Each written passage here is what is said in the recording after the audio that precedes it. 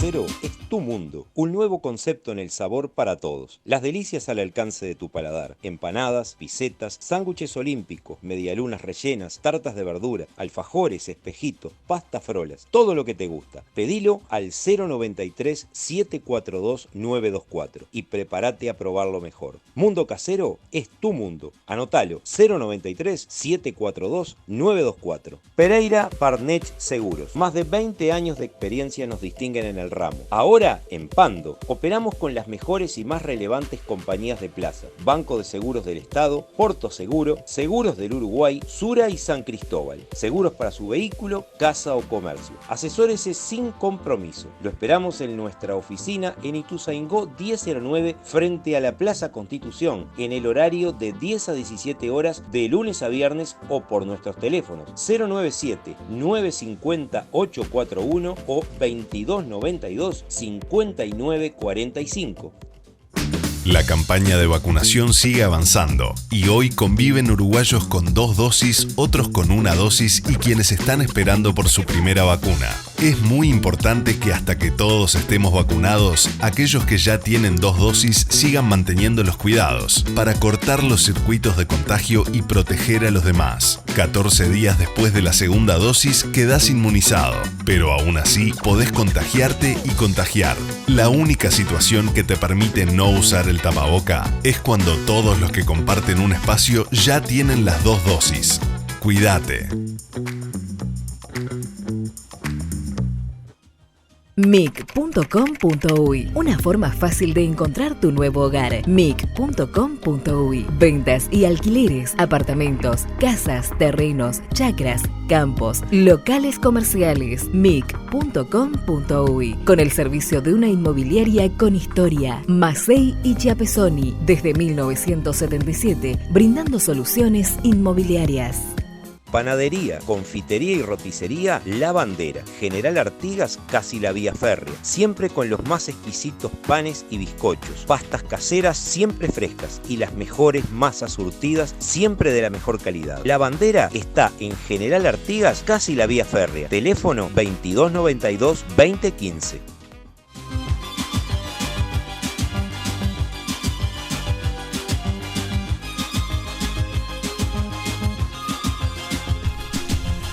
Amigos, muy buenas noches, ¿cómo están? Espero que hayan pasado una excelente semana. Muchas gracias por acompañarnos nuevamente como todos los miércoles en Perfiles, que se emite por el canal local los días miércoles a las 22 horas. También por Vera TV, teniendo tanto la emisión central como las reiteraciones, su correlato en los días jueves a las 14 horas y los días sábados a la 1 y a las 13:30 de la tarde, a las 13:30 por supuesto. Y también lo pueden ver a través de mi canal de YouTube, Julio Cardoso Perfiles. Como le digo, espero que hayan pasado una semana muy bien. Qué frío que hace, impresionante.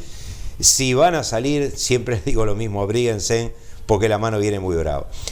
Les quiero comentar una cosa, algo que quiero compartir con ustedes. En este mes de julio se cumplen 20 años, 2 décadas de Perfiles. Y les explico por qué, se los cuento rapidito. Perfiles se inició en el año 2001 como un programa radial que empezó a emitirse a través de la emisora del Molino FM de Pando, la 90.3. Allí hicimos nuestras primeras armas, nuestro primer contacto con el gran público fue en un corto periodo que lo tuvimos durante ese año 2001 en esa emisora. Ahí tenemos que destacar, y destaco personalmente al señor Waldemar Deus, que muy amablemente, que fue extraordinariamente bien con nosotros y que nos permitió trabajar con absoluta comodidad en la emisora en aquellos años. Pasado el tiempo, Perfiles fue emitido a través de la emisora del Centro FM, que en ese momento la dirigía el pastor Claudio Lapidus, una persona de mi aprecio, que también le guardo un enorme agradecimiento por esta trayectoria. Él tuvo que ver, en su momento nos había prestado los micrófonos para hacer nuestro programa y allí lo hicimos durante bastante tiempo, A veces lo hicimos durante un tiempo de mañana, después lo hicimos de noche también. Y después, en el año 2014, ya unos cuantos años más adelante, Perfiles tuvo su lugar en la televisión. En este canal, en esta casa tan querida, del canal local de Pando, donde nos sentimos siempre muy cómodos, donde tenemos que agradecer al señor Marcelo Núñez, también a mis amigos periodistas, en especial al señor Renzo Gabriele, con quien nos granjeamos el afecto, y al mismo tiempo también a los queridos amigos operadores como son Gaby Rimoldi, Martín Viera, Guillermo Míguez y otros tantos que han estado. Así que a todos muchísimas gracias por estos 20 años de haber estado ahí y de haber acompañado tanto en radio como en televisión nuestra propuesta periodística, que no intenta otra cosa que llevar, tomarle el pulso a la realidad circundante en política y en tantas otras cosas. Y como son tantas otras cosas, el invitado de hoy, si bien es un ciudadano que me imagino que vota y tiene su perfil también en ese aspecto, pero con él vamos a hablar de algo completamente distinto. Porque es pandense, porque es escritor y porque tiene mucho para contarnos de muchas obras que ha escrito, y tiene una en ciernes que dentro de poco, con la que dentro de poco nos vamos a deleitar todos. Muy bienvenido, Alfredo Mazzei. Muchísimas gracias, Julio. Es un gusto estar contigo.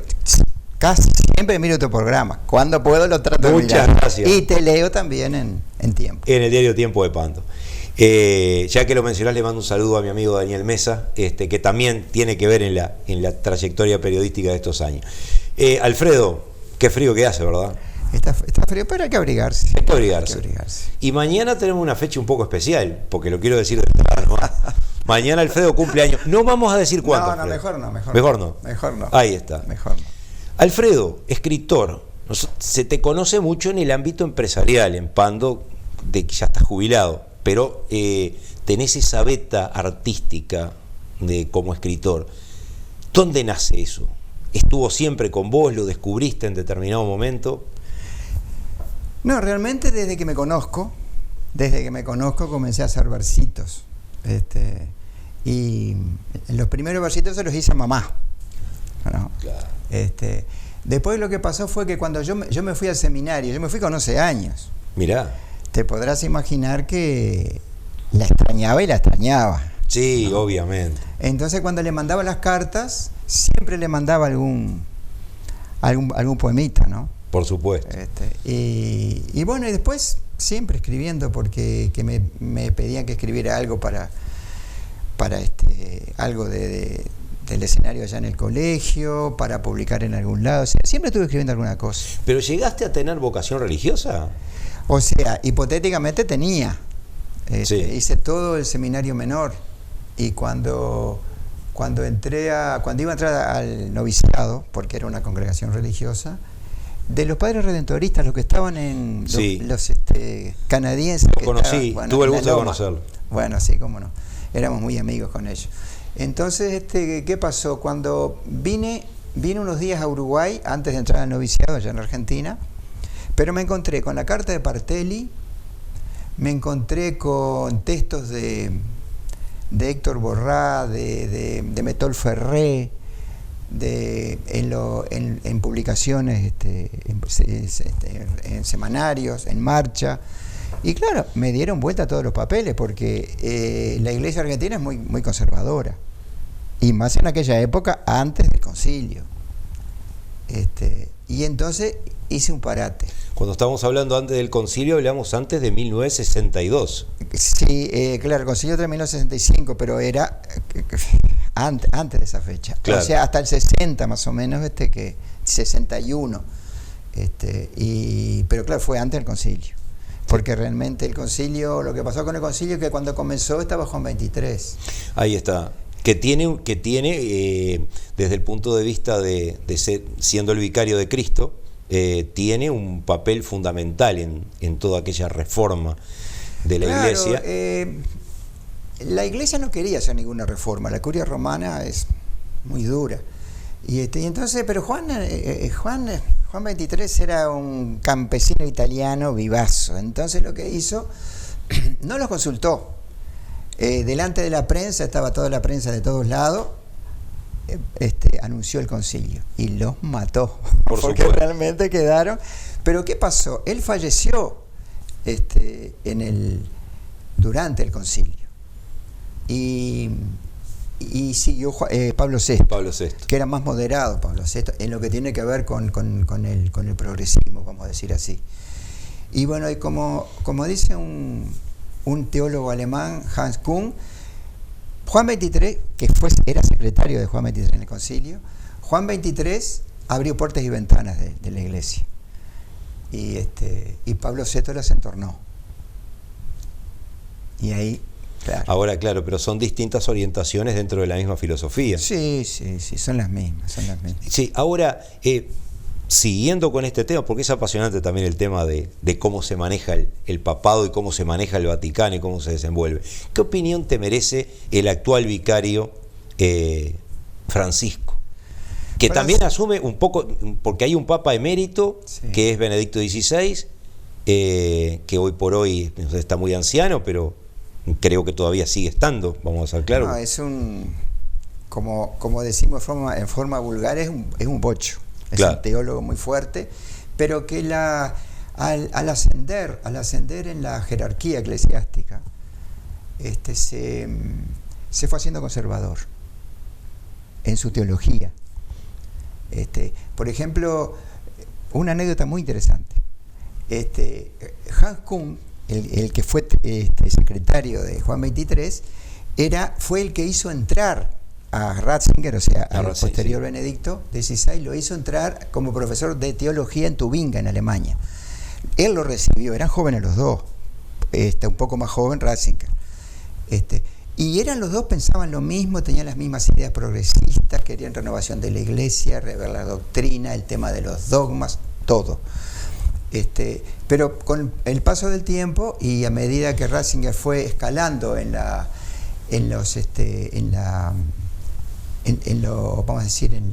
jerarquía eclesiástica, se fue haciendo conservador.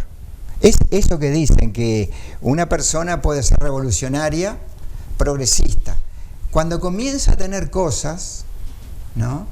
Cuando empieza a tener cosas que conservar, se hace conservador. Bueno, y con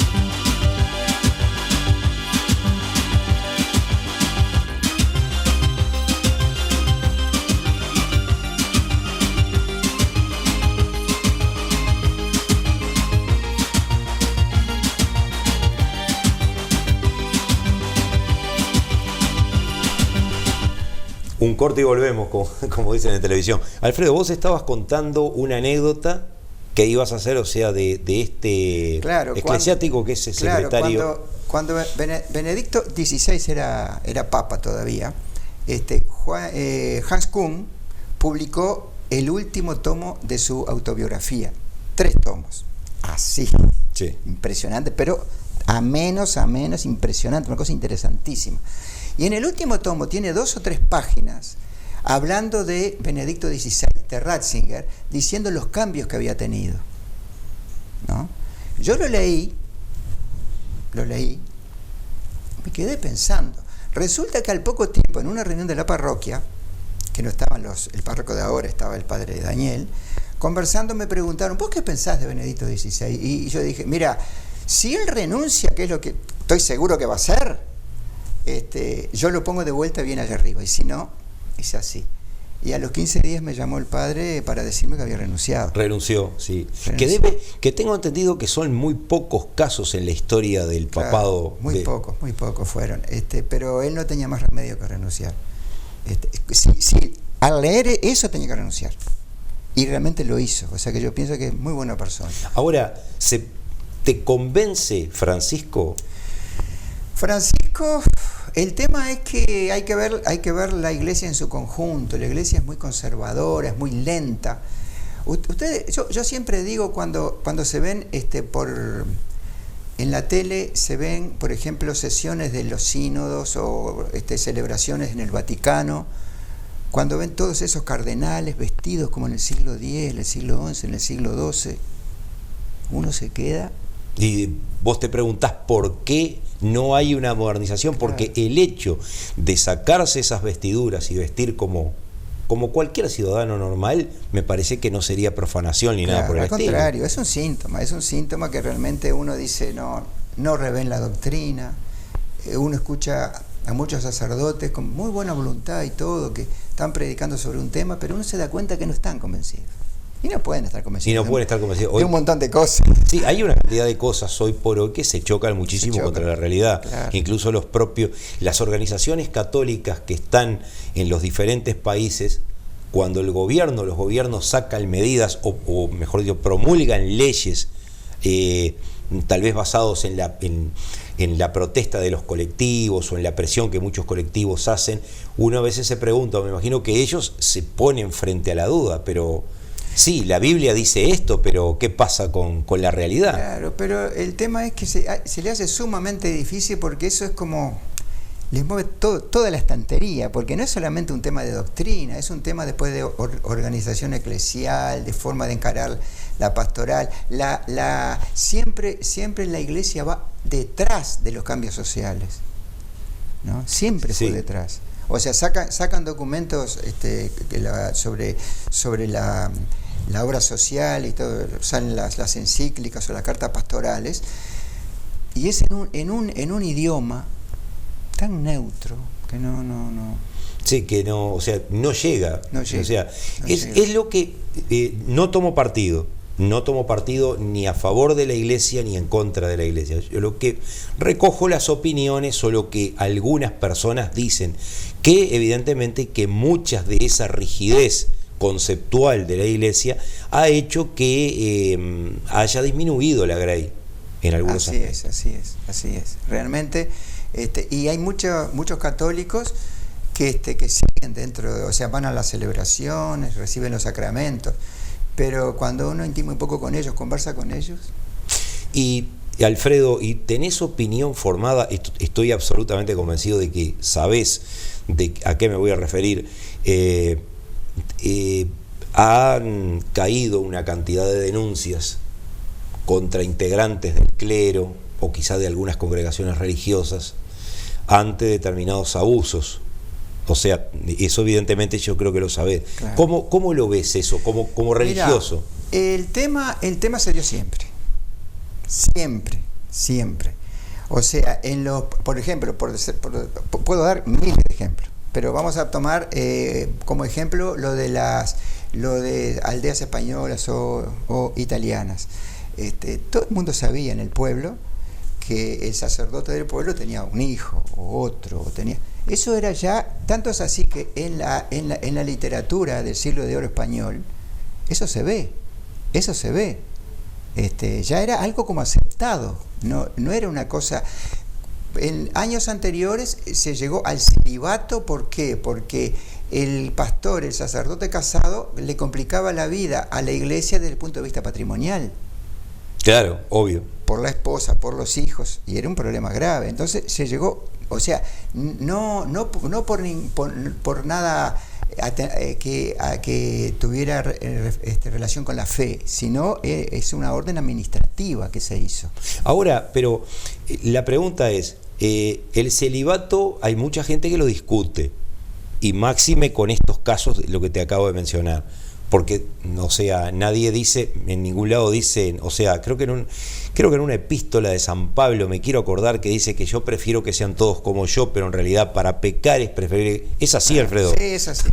Bueno, me acordé de la época de los maristas. Sí, pero además toma el matrimonio, lo toma como una especie de, bueno, no hay más remedio. Sí, claro, por supuesto. Y eso ese es el tema, porque las feministas, algunas feministas de alto nivel cultural y todo, a Pablo lo odian. Sí, lo odian. Sí, obviamente. Obviamente. Ahora, pero la discusión del celibato, como vos me decís, o sea, desde el punto de vista natural, si se quiere, no está discutida. O sea, el tema es un tema administrativo económico que como la iglesia tendría que aportar, por ejemplo, un cura con 7 hijos no es lo mismo que un cura soltero. Claro. Hay un libro escrito, se llama Clérigos, escrito por un psicoanalista que es sacerdote, que es alemán, Drewermann, Eugen Drewermann, que luchó mucho con el tema de la ecología, que hace una especie como de psicoanálisis del tema este. Es un libro enorme. Y se habrá para analizar, ¿no? Claro, pero él lo hace en base a terapias que le hizo a cientos de sacerdotes religiosos y religiosas. Entonces él llegó a sus conclusiones. Un sacerdote que lea ese libro, no se animan mucho a leerlo, pero que lea ese libro, o un ex seminarista o un seminarista, le está mostrando la imagen propia, que muchas veces la persona no se animó a verla francamente, o sea, pararse delante del espejo y mirarse, no se animó. Y allí está clarito, ¿no? Pero claro. Seguro, son imágenes que, seguro, muchas veces me imagino que el sacerdote, desde este punto de vista tan laico, de mi lado, vamos a decir así, me imagino que hay algunas imágenes que no se atreve a enfrentar. Lógico. Bueno, eso sucede con todo el mundo, le pasa lo mismo. Por otro lado, como custodio de la fe, claro, que es el sacerdote, y bueno, ahora también está cuando hablabas de Ratzinger, que creo que fue algo así como director, o no me acuerdo exactamente, vos me lo podrás decir, del Santo Oficio. Claro, sí, ya no se llamaba Santo Oficio, es no me acuerdo bien, Oficina por la Fe, no me acuerdo bien cómo es el nombre, que sustituyó al Santo Oficio. Pero claro que el Santo Oficio, o sea, el Santo Oficio en el siglo XV, XVI, XVII, actuaba de una forma. Al perder la Iglesia el poder temporal, el poder político, no pudo hacer lo que hacía antes el Santo Oficio, que era realmente condenaba y mandaba a la hoguera. Pero por eso mismo, ahí está, vos sabés que iba exactamente a ese punto, claro, que eso es como un heredero de la Santa Inquisición, así de Torquemada y ainda más. Sin embargo, Ratzinger quedó muy debilitado en su psiquis, en su interior, quedó muy debilitado porque cuando venían las denuncias de todo el mundo, Australia, Boston, bueno, Estados Unidos, de acá, de allá, de pederastia, de abusos. Bueno, ahora acá digo algo que mucha gente va a decir, este hombre está loco. Juan Pablo II no le permitió, defendiendo la imagen de la Iglesia, que Ratzinger interviniera. Ratzinger pudo ir a Boston cuando Juan Pablo estaba ya enfermo, en sus últimas etapas de Parkinson. Y entonces ahí pudo ir a Boston y se encontró con aquello que lo destruyó. Sí, incluso hubo una película que se filmó. Eso fue impresionante para él. Él ya vino muy debilitado desde el punto de vista anímico. No voy a decir desde el punto de vista de fe. No, pero con lo que constató. Con lo que constató. Y entonces eso hizo que renunciara después. O sea, vio que no podía contra la curia romana, que era muy fuerte en ese sentido, el Banco Ambrosiano, los problemas del Banco Ambrosiano, los problemas de los abusos, fue realmente una carga muy grande para él. Claro, que el Banco Ambrosiano se mueve como cualquier institución bancaria, claro, con las mismas, con los mismos plazos, con las mismas obligaciones para el deudor, con las tasas de intereses altas, todo y bueno, y llevan adelante también un equipo jurídico que, claro, se mueve como cualquier abogado bancario, ¿verdad?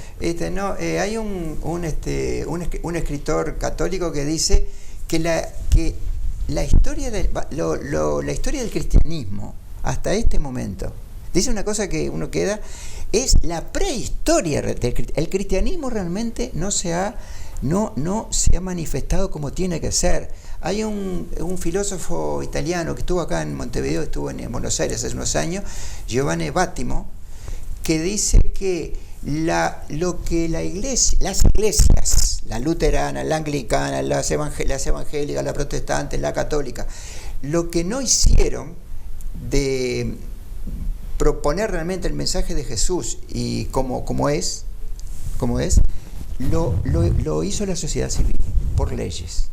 Claro.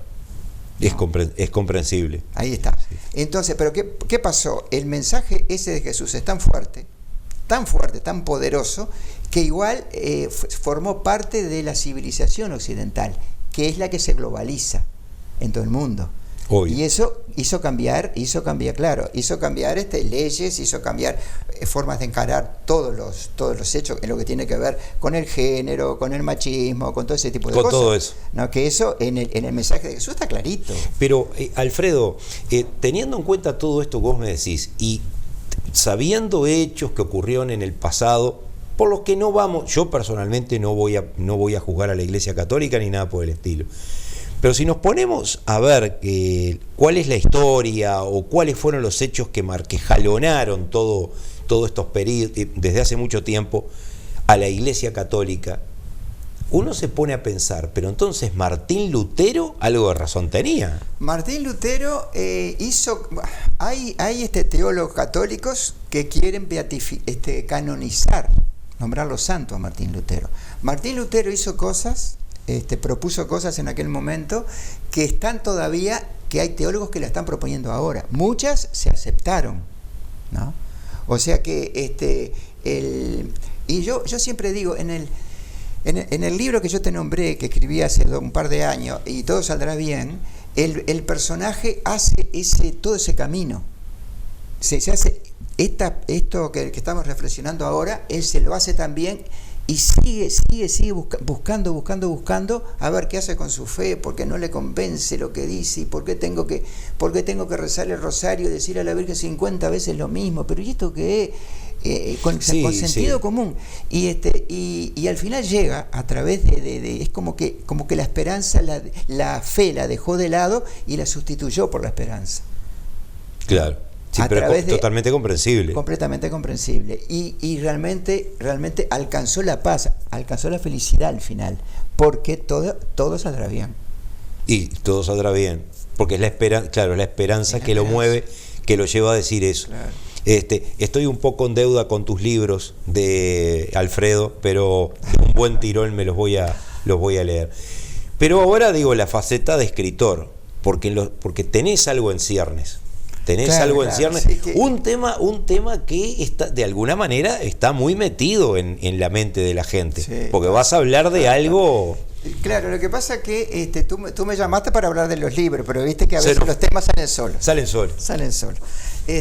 Bueno, como tú sabes, escribí varios libros estos últimos años. Después que me jubilé, estuve sacando un libro por año.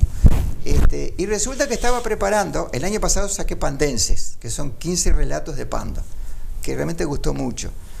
Y cuando estaba preparando Pandenses 2, con otras anécdotas preciosas de acá de Pando, pero anécdotas que dan para novelas realmente, ¿no? Me llaman por teléfono, atiendo y me dice una persona, me dice, mire, yo me llamo fulano de tal, y quiero pedirle un favor, me dijeron que usted me puede ayudar. Y yo digo, bueno, no hay problema, ¿qué es? Dice, quiero que se escriba la vida de mi abuela. Y yo dije, sí, ¿qué hago con la vida de la abuela? Eso. Y entonces ¿pero qué me dijo después? Me dijo, yo tengo mucho material de ella, tengo diarios, revistas, reportajes, videos, PowerPoint, de todo. Y yo digo, bueno, ¿quién es la abuela? Porque sí, ¿quién? Esa es la primera pregunta. Tiene tanto material. Y entonces me dijo, mi abuela se llamaba Isabelita del Valle. Yo quedé pensando porque me sonaba el nombre de ella. Y él es como que puso 2 puntos ahí, hizo un silencio y dijo, la novia de Gardel. Sí. Y ya viste el libro, porque viste el libro. Ya lo vi. Visualizaste el libro. Cuando nos reunimos después, que él, me acuerdo que puso encima de la mesa, puso una caja así, llena de documentación, y sacaba esta carta de Gardel, y esta de la abuela, y esto de acá, y esto de acá, mirá este reportaje de acá, este es un reportaje del día del año de 1981, y este es de una revista, no me acuerdo cómo se llamaba, del año 35. Sí, el año de la muerte de Gardel. De la muerte de Gardel, con fotos de Isabelita, y bueno, claro, comencé a hacer el trabajo. Claro, él me está dando el material, y que es muy buen material, y me ha contado muchas cosas en forma directa, porque él vivió con la abuela un tiempo. Cuando la abuela murió en el 90, él tenía 16 años. Prácticamente murió en sus brazos. O sea que había toda una historia. Y sabía que él era una fuente real, sí, concreta. Y es fácilmente imaginable todos los datos que debe haber tenido. Ahora, más allá de lo que es ella, Isabelita del Valle, que evidentemente por ser la novia de Gardel, como que se envuelve también en la propia veneración del mago, ¿no? Claro. Porque, claro, Gardel es Gardel, o sea, en lo que es en la cultura popular. Sí, yo ahora estoy escribiendo el anteúltimo capítulo. En el anteúltimo capítulo está la parte de cuando ella murió, y está el tema del funeral, los funerales que le hicieron y todo eso. Y utilicé una imagen, que Isabelita es como la luna, está iluminada por el sol, que es Gardel. Ahí está, sí. ¿No? Pero desapareció Gardel, y de todas maneras ella siguió brillando. Tuvo un brillo propio, sí, supo tener un brillo propio. Tuvo un brillo propio. Realmente es un personaje muy interesante, muy interesante. Vamos a seguir hablando de este tema y de otros muy puntuales de tus libros, Alfredo. Y en este momento vamos a un pequeño corte comercial, atendemos a los patrocinadores y continuamos en Perfiles. No se vayan, ¿eh? Mundo Casero es tu mundo, un nuevo concepto en el sabor para todos. Las delicias al alcance de tu paladar: empanadas, pisetas, sándwiches olímpicos, medialunas rellenas, tartas de verdura, alfajores, espejitos, pastas frolas, todo lo que te gusta. Pedilo al 093-742-924 y prepárate a probar lo mejor. Mundo Casero es tu mundo. Anotalo: 093-742-924. Pereira Parnech Seguros. Más de 20 años de experiencia nos distinguen en el ramo. Ahora, en Pando, operamos con las mejores y más relevantes compañías de plaza: Banco de Seguros del Estado, Porto Seguro, Seguros del Uruguay, Sura y San Cristóbal. Seguros para su vehículo, casa o comercio. Asesórese sin compromiso. Lo esperamos en nuestra oficina en Ituzaingó 1009, frente a la Plaza Constitución, en el horario de 10 a 17 horas de lunes a viernes, o por nuestros teléfonos 097-950-841 o 2292-5945.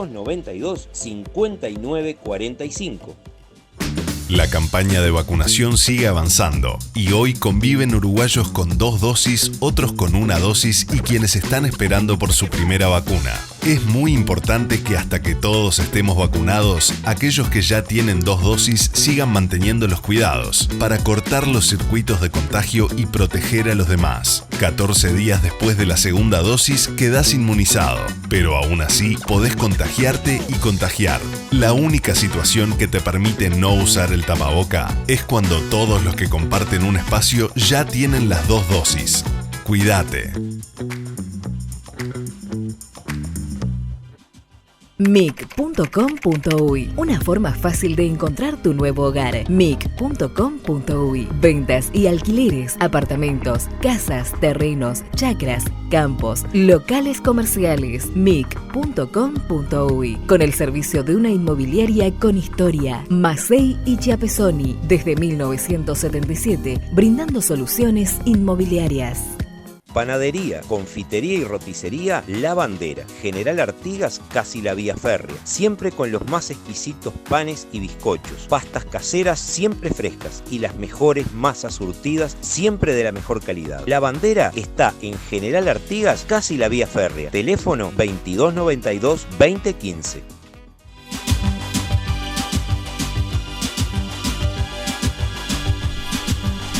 Y continuamos, queridos amigos, con nuestro amigo Alfredo Massey en Perfiles. Bueno, Alfredo, hablando de todo un poco, la pregunta del millón. Yo ya sé, porque yo ya te la hice fuera de cámara. Vos me decís que Gardel no es uruguayo, o por lo menos vos sustentás la teoría de que no nació acá en nuestro país. La cosa es así, de acuerdo a toda la documentación, pero es evidente que no, pero no importa. Yo siempre digo que no le damos importancia a eso. ¿Por qué?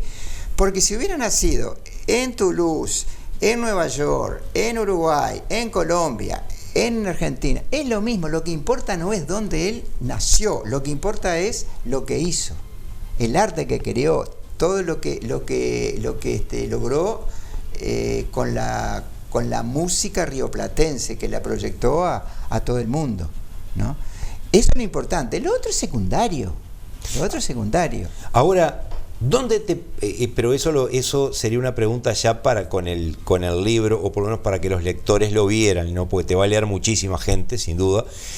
Pero ¿dónde se para un escritor para escribir sobre alguien como Isabelita? ¿Te parás desde el punto de vista de la narrativa, como un narrador, como un observador, o estás adentro del personaje? No, hay mucho material. Este muchacho, el nieto, Mario, tiene muchísimo material gráfico.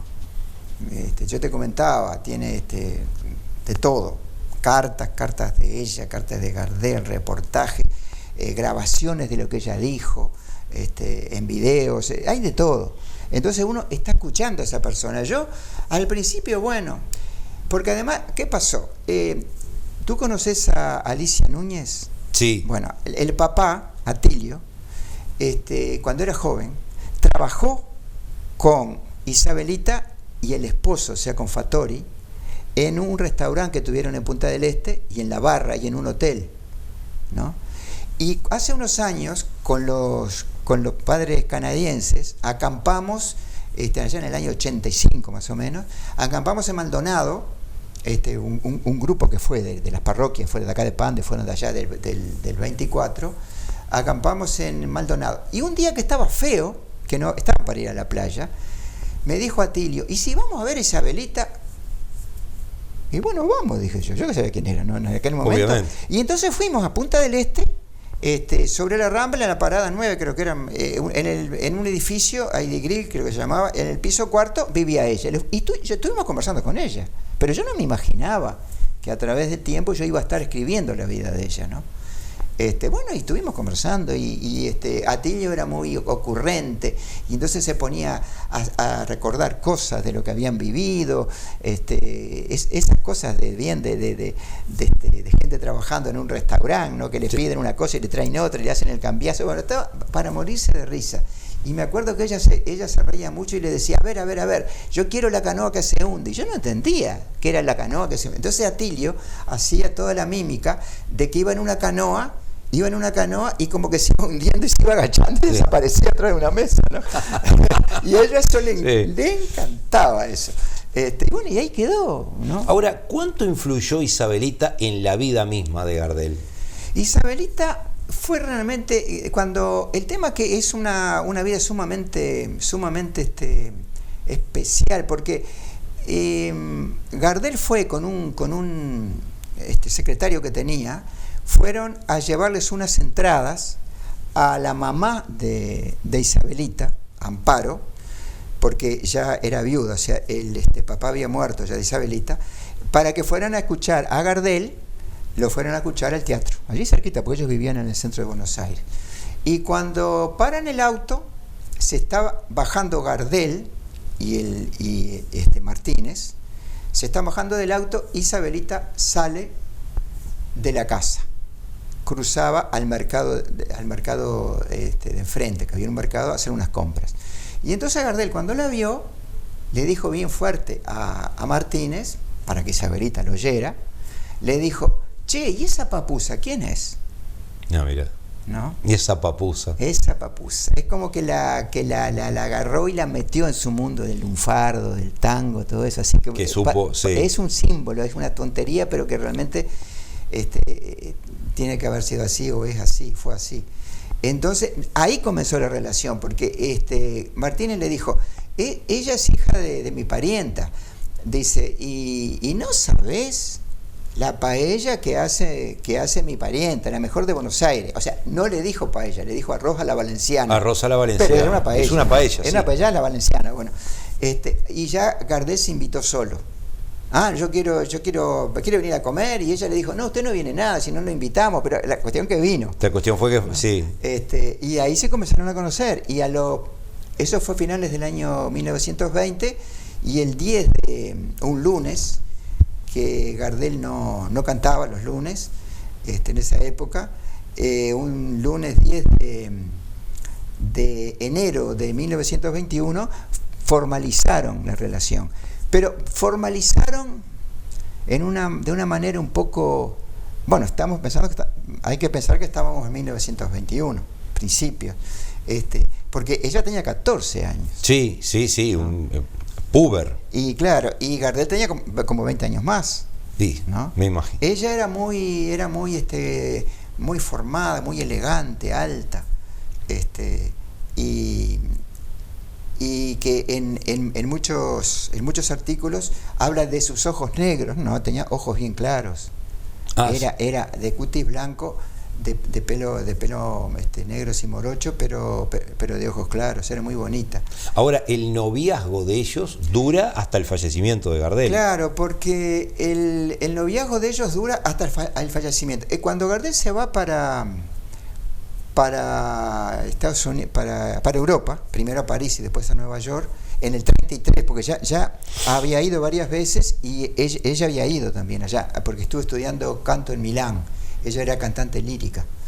Y entonces Gardel, en el 33, cuando se va, ahí es la última vez que se ven.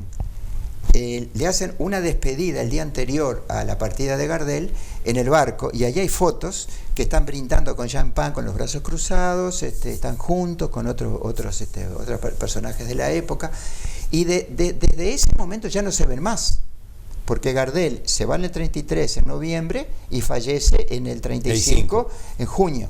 Pero ¿qué pasa? Gardel, en el tiempo ese, que eso yo nunca lo había oído ni lo había leído, pero que lo vi a través de las cartas de Gardel.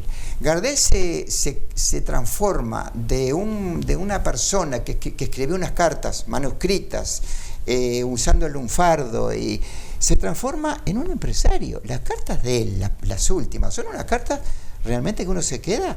O sea, ya había hecho alguna película y veía que las ganancias no eran como deberían haber sido para lo que él ponía en la película. Entonces hizo una distribuidora. Claro, sí, que Éxito Pictures. Económicamente. Que él era el director y el dueño. Y lógico. Bueno, lo distribuía como quería. Como quería. Y en las cartas, cuando habla con su apoderado, le da las normas, lo que tiene que hacer con esto, realmente como un empresario, pero con muchísima experiencia. O sea que él tenía la imagen, mejor dicho, el producto que él quería colocar a través de la música, a través del cine, que era él como el porteño, con su lunfardo, con su tango, con todas las mañas del rioplatense. Pero el otro, que era él también, el empresario, sabía que ese producto había que colocarlo y sabía cómo hacerlo, y actuaba. Entonces se creó un personaje sumamente distinto a lo que uno se imaginaba de Gardel en esa parte, pero a su vez seguía siendo el otro, ¿no? Y eso hizo que se enfriara la relación vamos a decir, desde el punto de vista de Gardel, aunque ella siempre dijo que se quisieron hasta el final, y bueno, pero lógicamente la vida, me acuerdo que no estoy seguro si fue esto en Colombia o dónde ocurrió, pero en determinado momento en un reportaje que le hacen para una revista de actualidad, a Carlos Gardel, la periodista en su momento le preguntó si él era partidario del divorcio. Claro. Vos capaz que la conocés. Sí, él le contestó, por mi profesión, claro, en realidad no soy tan partidario del matrimonio.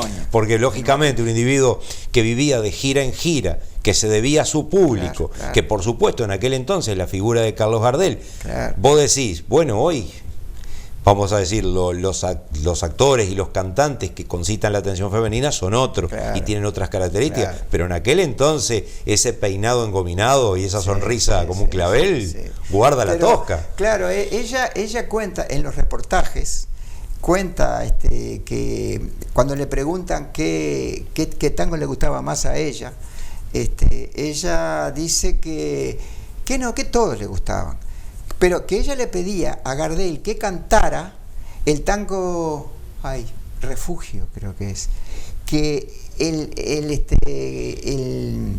la letra dice que cuando tiene que pensar, cuando todo esa vida que él está haciendo como artista, como cantor de tango, cuando se vaya terminando y él quiera volver a vivir la vida de hogar, Y ella se lo decía a propósito para sacarle el tema, vamos a casarnos. Sí, ¿no? lógico. Pero él siempre le daba largas. Sí, bueno, sí. ahora cuando venga de Europa, bueno, ahora cuando hagamos esto, cuando hagamos lo otro. Claro, tenía una actividad enorme con las grabaciones. Hizo desde Estados Unidos en aquella época, Sí. él cantaba de allá, por ejemplo, por la Radio Espléndida Argentina, y de acá tocaban la guitarra en Buenos Aires. Sí. Y salía que eso ahora, Sí, eso- ahora no es nada, eso es una tontería. Pero es impensable, digo, Pero que en pudieras aquella eso, pero época, bueno, y eso lo hizo. incluso llegó a cantar, tengo entendido, en el Madison Square Garden, Sí, pero sí, sin micrófono. Sí, lo que pasa, claro, que en aquella época la parte técnica era muy pobre comparada con Lógico, la sí, actual. sí, O se sea te equipó. Claro, por ejemplo, Razzano, que con el que él tuvo el primer dúo, José Razzano, ellos cantaban sin haber estudiado canto, no se ven impostar la voz.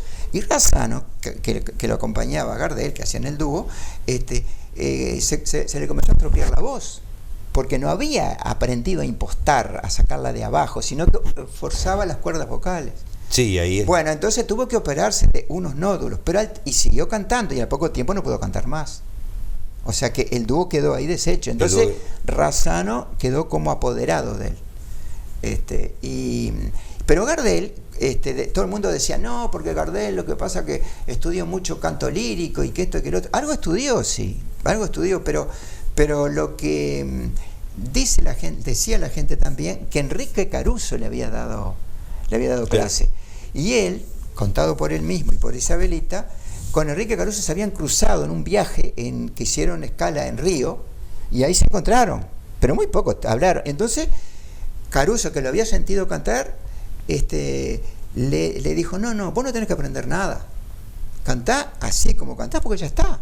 Sí, O sea, sí, obviamente. era algo completamente innato en él, la forma de manejar la voz, la forma de impostarla, la forma de darle volumen o sacárselo, la forma de vocalizar de tal manera que se le entendía todo en aquel momento, que no había nada desde el punto de vista técnico. Alfredo, y el fenómeno de Gardel en sí, vos en el libro lo tratás como tal o simplemente, porque el personaje es Isabelita, Claro. lógico, pero ¿cómo tratás al personaje? Bueno, lo que pasa, te estoy preguntando cosas que... No, tuve que tener cuidado con eso, porque si no se me convertía como protagonista Gardel. Lógico, sí. Y yo tenía que mantener, porque además cuando comencé a ver que ella estaba relacionada por parte de su hijo con Pando, por la familia acá de Pando con la que se había, que era de la familia de la mamá de este muchacho, o sea, por un lado, y otra cosa, que ella vivió en Pando también un tiempo, que eso va a aparecer en el libro también. Voy a poner fotos del barrio y de las casas, sí. Todo eso va a estar en el libro. Entonces, claro, yo quería, bueno, ¿viste cómo soy yo? Sí, por como supuesto. pandense. Lógico. Bueno, aproveché. Era el momento. Claro, Porque cuando Mario me dijo, no, pero ella vivió acá cerca, dije, bueno. era el momento Hay de que hacer algo. aprovechar. Hay que aprovechar esas circunstancias. Claro. Y después, Isabelita, ¿cuántos hijos tuvo?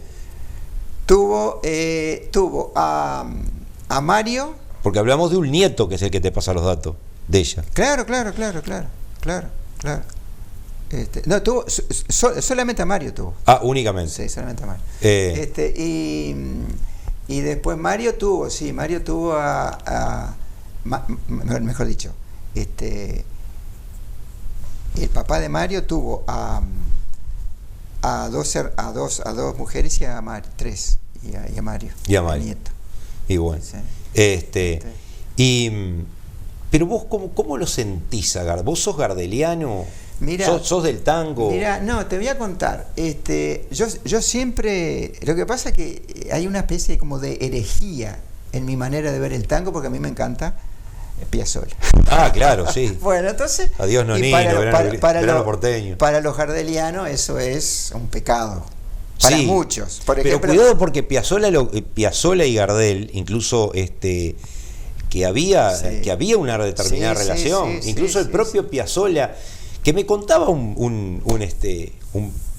persona de acá de Pando, que dice que Gardel como tal no era el Gardel ese del gacho cruzado y o del pañuelo del cuello. Estamos hablando de un Gardel que compraba sus trajes en Macy's un hombre de lentes Ray-Ban y de las grandes marcas. Bien, usaba los mejores perfumes, de eso es impresionante.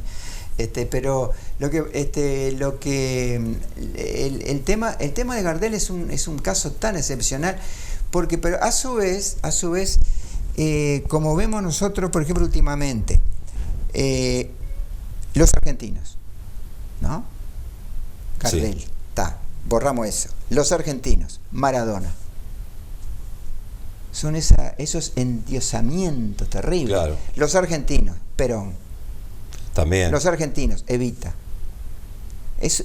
Que acá en Uruguay no se da eso. El uruguayo es mucho más racional. Mucho más racional.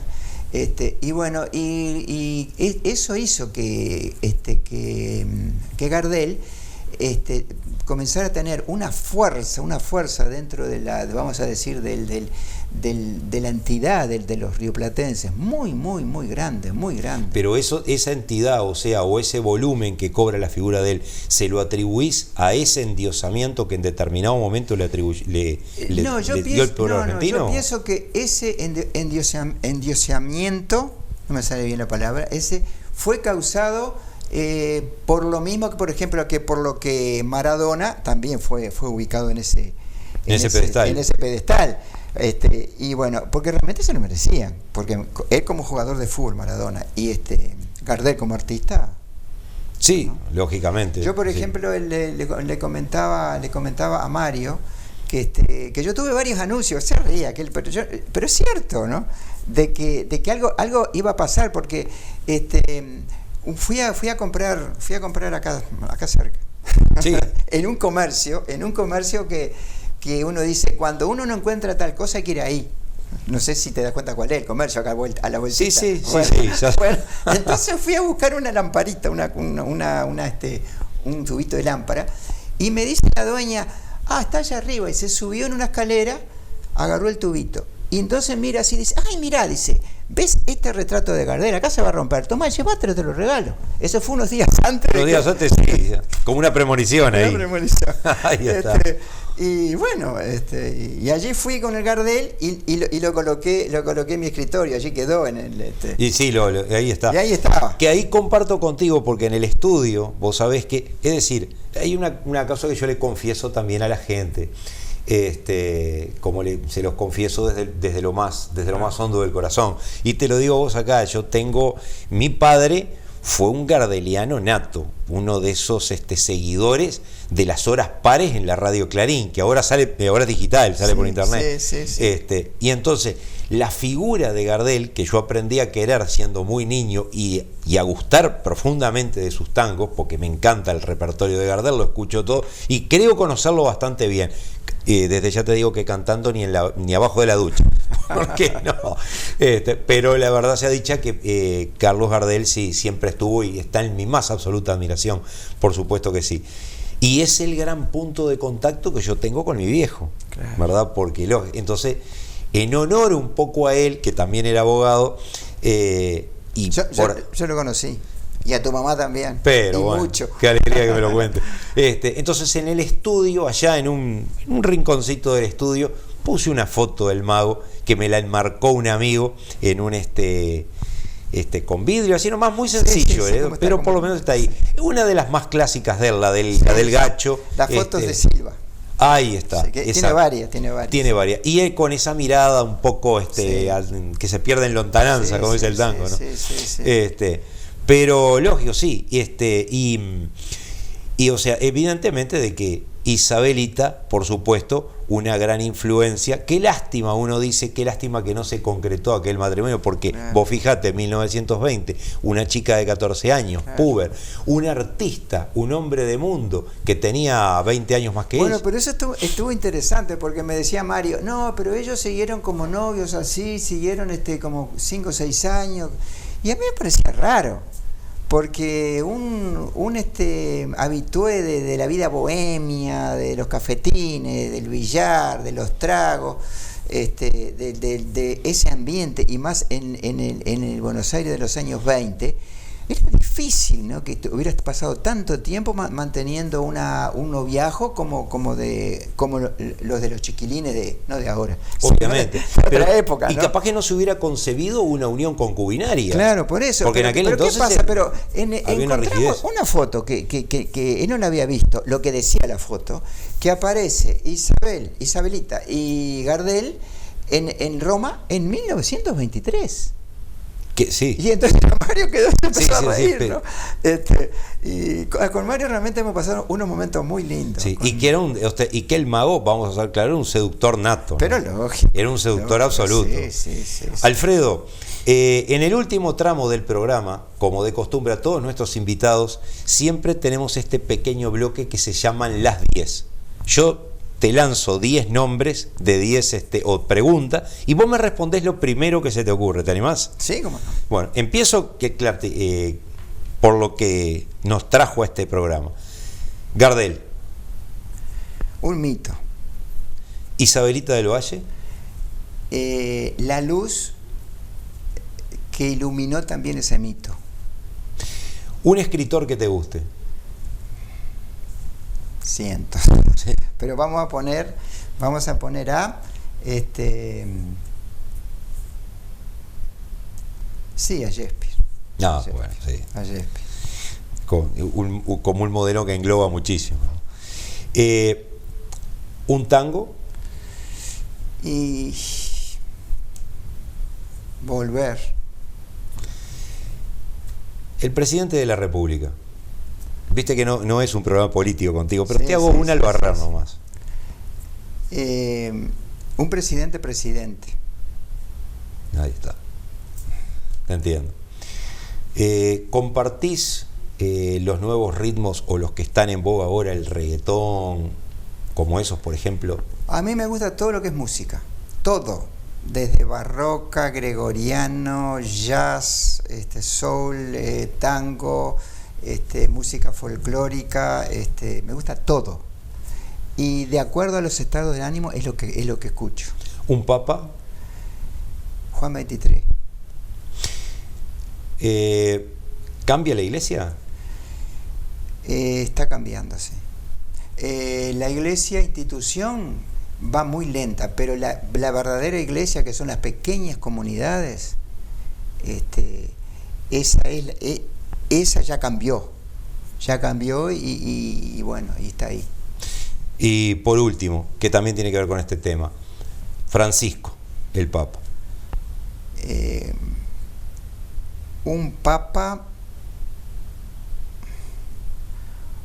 con muchísimas ganas de hacer cambios, pero presionado por la institución y por la curia romana, sufriendo mucho. Alfredo, muchísimas gracias por haber estado compartiendo esta noche con nosotros en Perfiles.